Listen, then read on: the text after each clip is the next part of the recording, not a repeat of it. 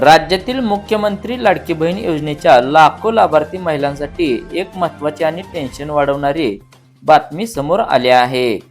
या योजनेतून काही महिलांचा लाभ कायमचा बंद होण्याची शक्यता आहे, कारण त्यांना एक छोटी चूक महागात पडली आहे.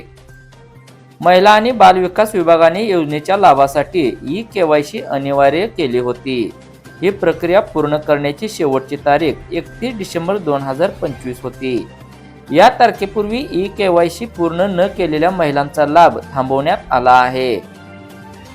अनेक महिलांनी तांत्रिक अडचणी, दस्तऐवजांच्या समस्या किंवा इतर कारणांमुळे ही प्रक्रिया पूर्ण केली नाही. परिणामी त्यांना दरमहा मिळणारे 1500 रुपये यापुढे मिळणार नाहीत आणि काही प्रकरणात लाभ कायमचा बंद होऊ शकतो.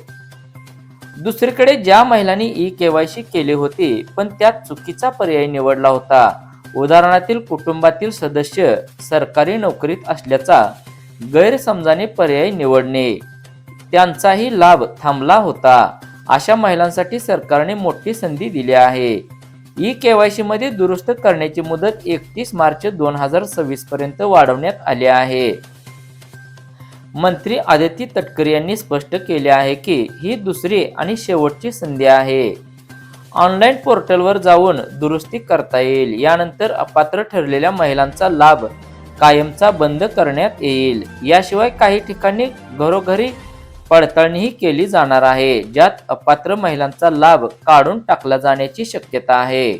जर तुम्ही ई-केवायसी केली नसेल किंवा ती अपूर्ण असेल तर त्वरित अधिकृत पोर्टलवर जाऊन ती प्रक्रिया पूर्ण करा. चुकीच्या ई-केवायसी असलेल्या महिलांनी 31 मार्च 2026 पूर्वी दुरुस्ती करून घ्या, अन्यथा पैसे थांबतील आणि परत मिळण्याची शक्यता कमी आहे. अधिक माहितीसाठी अधिकृत वेबसाईट तपासून जवळच्या अंगणवाडी सेतू किंवा सेतू केंद्राशी संपर्क साधा, असे संबंधित विभागाने सांगितले आहे.